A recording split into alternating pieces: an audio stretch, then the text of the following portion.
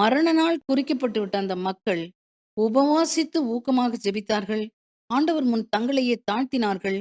தங்களுடைய பாவ வழிகளை விட்டு விலகினார்கள். அவருடைய பாவம், கொடுஞ்செயல் எல்லாவற்றையும் வேரோடு பிடுங்கி எறிந்து விட்டார்கள். இதைக் கண்ட ஆண்டவர் அவர்கள் மேல் அனுப்புவதாக சொல்லியிருந்த தீங்கை செய்யாமல் அவர் நிறுத்திவிட்டார். 1,20,000 மக்களினுடைய உயிரை காப்பாற்றினார். அத்தனை பேருக்கும் இருந்த மரண கட்டுக்கள் அவர்களுடைய ஊக்கமான உபவாச ஜெபத்தினாலே உடைபட்டது. அல்லேலூயா! அல்லேலூயா. அல்லேலூயா! அல்லேலூயா. இறைவார்த்தையை கேட்டுக்கொண்டிருக்கிற எனக்கு அருமையான சகோதர சகோதரிகளே, துணிச்சலோடு நீங்கள் பாவத்திற்கு மேல் பாவம் செய்து ஆண்டவருக்கு கோபத்தை வரவழைத்திருக்கிறீர்களா? இந்த நேரத்திலே நீங்கள் பாவ அறிக்கை செய்து ஆண்டவர் முன் மண்டியிட்டு கதறுங்கள். உபவாசித்து ஊக்கமாக நீங்கள் ஜெபியுங்கள். இரக்கமுள்ள ஆண்டவர் நினிவே நகர் மக்கள் தங்களுடைய பாவங்களை வேரோடு பிடுங்கி எறிந்துவிட்டு உபவாசித்து ஊக்கத்தோடு ஜெபித்தபோது எப்படி அவருடைய மரணக்கட்டுகளிலிருந்து விடுதலை கொடுத்தாரோ,